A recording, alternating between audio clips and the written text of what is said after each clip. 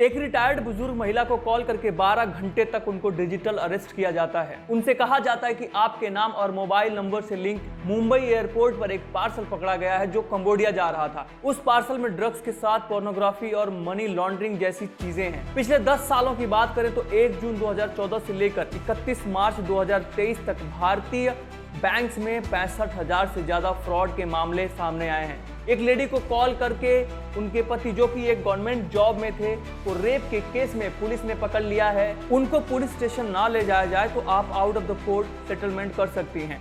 Call करने वाले झूठा क्लेम करते हैं कि विक्टिम ने फाइनेंशियल फ्रॉड, ड्रग्स ट्रैफिकिंग या मनी लॉन्ड्रिंग जैसे बड़े क्राइम किए हैं। प्रधानमंत्री नरेंद्र मोदी ने 27 अक्टूबर को मन की बात में देश को डिजिटल अरेस्ट फ्रॉड के बारे में अवेयर किया था। नमस्कार, आजकल एक नया स्कैम सामने आया है जिसे डिजिटल अरेस्ट स्कैम कहा जा रहा है। इस स्कैम का मकसद लोगों को डराकर उनसे पैसे लूटना है। इस स्कैम में साइबर स्कैमर्स एक हाई प्रोफाइल पुलिस ऑफिसर या गवर्नमेंट ऑफिसर बनकर कॉल करते हैं और आपको किसी क्राइम में फंसाने का डर दिखाते हैं। स्कैमर्स पहले आपकी इंफॉर्मेशन इकट्ठा करते हैं जैसे कि नाम, phone number, address, social media accounts, यहाँ तक कि आधार कार्ड नंबर। उसके बाद वे किसी पुलिस ऑफिसर या गवर्नमेंट ऑफिसर की पहचान लेकर आपसे बात करते हैं। इस कॉल में वे अपना इंट्रोडक्शन किसी बड़ी गवर्नमेंट एजेंसी को जोड़ कर देते हैं जिससे उन्हें असली ऑफिसर की तरह दिखने में हेल्प मिलती है। प्रधानमंत्री नरेंद्र मोदी ने 27 अक्टूबर को मन की बात में देश को डिजिटल अरेस्ट फ्रॉड के बारे में अवेयर किया था। इस एपिसोड में प्राइम मिनिस्टर ने एक ऑडियो शेयर किया जिसमें एक स्कैमर खुद को पुलिस ऑफिसर बताकर सामने वाले से आधार कार्ड की इंफॉर्मेशन मांगता है। दोस्तों, रिजर्व बैंक ऑफ इंडिया की हाल ही में आई रिपोर्ट की माने तो फाइनेंशियल ईयर 2023 में 30,000 करोड़ रुपए से ज्यादा के फ्रॉड इंडिया में रिकॉर्ड किए गए हैं। पिछले 10 सालों की बात करें तो 1 जून 2014 से लेकर 31 मार्च 2023 तक भारतीय बैंक्स में 65,000 से ज्यादा फ्रॉड के मामले सामने आए हैं जो कि ऑन रिकॉर्ड है। ऐसे मामले लाखों में हो सकते हैं जिनको कि रिकॉर्ड ही नहीं किया गया या लोगों ने डर के मारे रिकॉर्ड ना कराया हो। दोस्तों, इसकी वजह से करीब 4,70,000 करोड़ रुपए का डिजिटल अरेस्ट स्कैम हुआ है जो कि ऑन रिकॉर्ड है। Cyber criminals UPI scam, credit card scam, OTP scam, job के नाम पर स्कैम, डिलीवरी स्कैम और कई तरह से लोगों की मेहनत की कमाई तो लूट ही रहे थे। पर सबसे लेटेस्ट लूट का तरीका जो मार्केट में आया है वो है डिजिटल हाउस अरेस्ट, जिससे आपको लुटेरे हर तरह से तबाह और बर्बाद कर देते हैं। तो कैसे होता है डिजिटल अरेस्ट स्कैम? चलिए इसकी दिल्ली की एक घटना के थ्रू समझते हैं।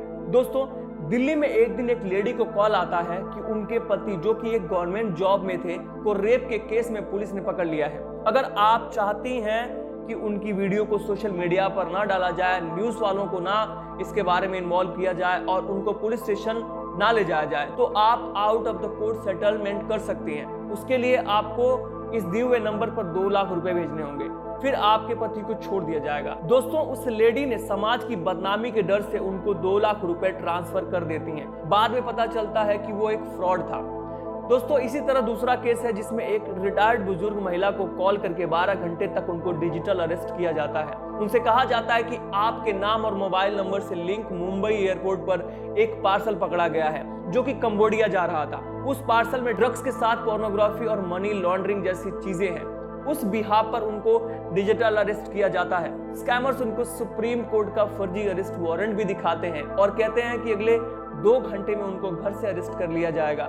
अगर वो बचना चाहती हैं तो वो करें जो वो कहते हैं। सबसे पहले स्कैमर्स ने उनसे कहा कि आप दूसरे रूम में जाओ और खुद को लॉक कर लो और किसी से भी बात नहीं करना है। अगर वो किसी से बात करती हैं तो उसको भी अरेस्ट कर लिया जाएगा। और इस दौरान स्कैमर्स वीडियो कॉल पर बने रहे और उन महिला को बोला कि वीडियो कॉल बंद मत करना अगर खुद को बचाना चाहती हो तो। इस दौरान वो बहुत ही अच्छे तरीके से बात कर रहे थे कि आप हमारी माँ जैसी हैं, हमें पता है कि आपने इस काम नहीं किया है पर सारे सबूत आपके अगेंस्ट है, इसलिए हमें मजबूरन ये सब करना पड़ रहा है। पर आप चिंता ना करें, हम अपने सीनियर से बात करके इस केस को यहीं खत्म कर देंगे। इसको बाद में उन लोगों ने ईडी का बैंक अकाउंट बोल के महिला से 83 लाख रुपए ट्रांसफर करा लिए और कहा कि जांच हो जाने के बाद उनको ये रुपए लौटा दिए जाएंगे।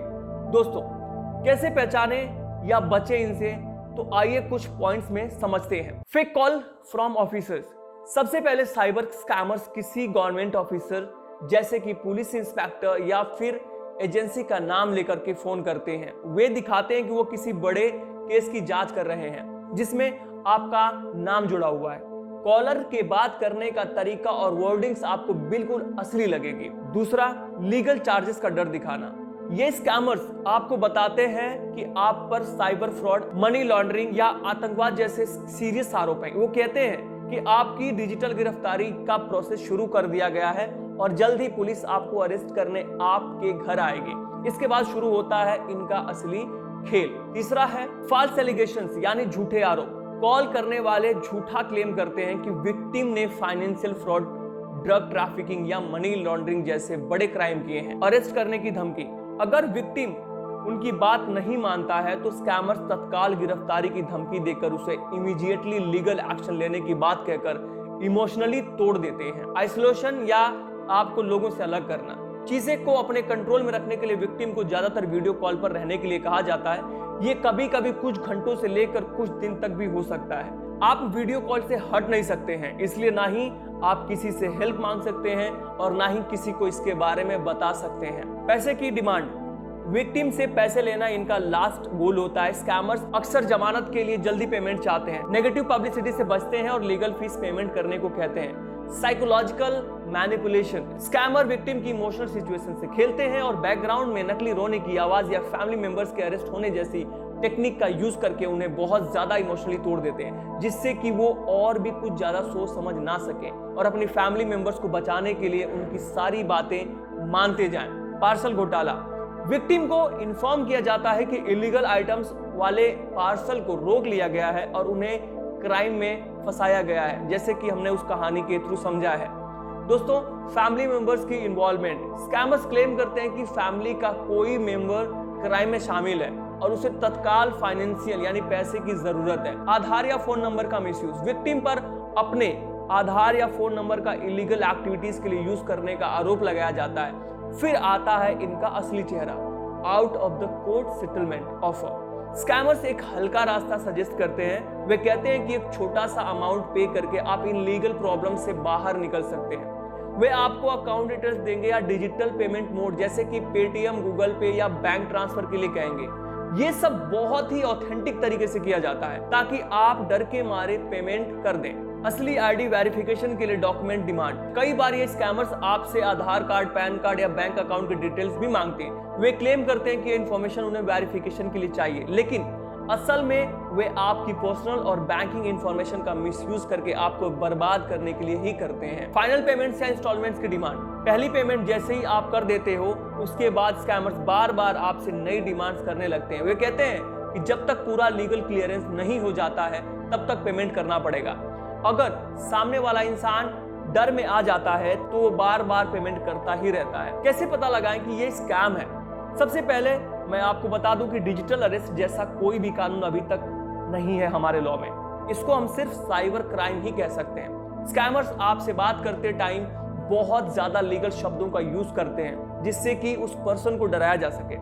आप ये याद रखें कि कोई भी गवर्नमेंट ऑफिशियल्स आपको नोटिस दिए बिना ऐसा कोई भी डिमांड या कॉल नहीं करते हैं। सीबीआई, नारकोटिक्स, ईडी या कोई भी बड़ी एजेंसीज इस तरह से काम नहीं करते। आप हमेशा याद रखें कि वो आपके बारे में फुल इंफॉर्मेशन लेके आपको जाल में फंसाते हैं। तो आप बिल्कुल भी मत डरिए और अपने लोकल थाने को इन्फॉर्म करिए, क्योंकि ज्यादातर असली मामलों में बिना लोकल पुलिस को इन्फॉर्म किए कोई भी आपके साथ ऐसा नहीं कर सकता है और ना ही अरेस्ट कर सकता है जब तक कि मामला देश की सिक्योरिटी से जुड़ा हुआ ना हो, क्योंकि ऐसे हालत में हमारी सेंट्रल गवर्नमेंट कुछ स्टेप्स ले सकती है जब मामला देश का हो।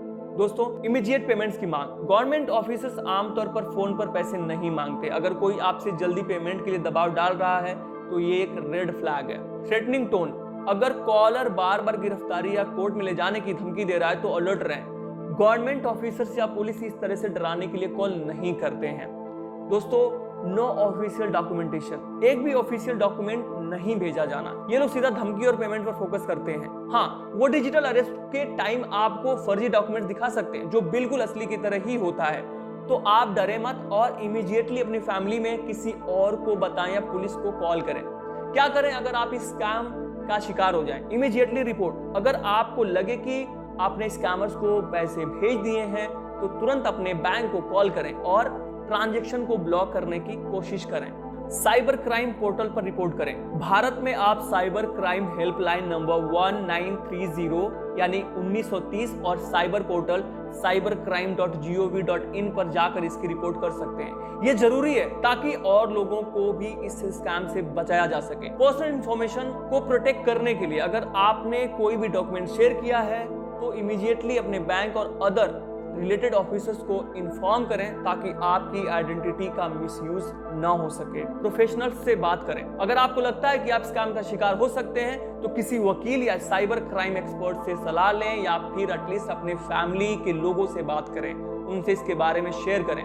वेरिफिकेशन के लिए कॉल बैंक करें। अगर आपको किसी ऐसी एजेंसी का कॉल आता है तो कॉल डिस्कनेक्ट करें और उस एजेंसी की ऑफिशियल वेबसाइट से नंबर लेकर खुद से एजेंसी को कॉल करें। इससे यह पता चलेगा कि कॉल असली थी या नहीं। कोई भी पर्सनल या बैंकिंग इंफॉर्मेशन न दें। Aadhaar card, PAN card, bank account details, OTP जैसी चीजें किसी भी अननोन पर्सन के साथ शेयर ना करें। ये इंफॉर्मेशन अपने फैमिली मेंबर्स के साथ साथ अपने दोस्तों और रिश्तेदारों को शेयर करें ताकि वो ऐसे स्कैम से बच सकें। Remember, stay vigilant and never share personal or financial information with unknown callers. Jai Hind.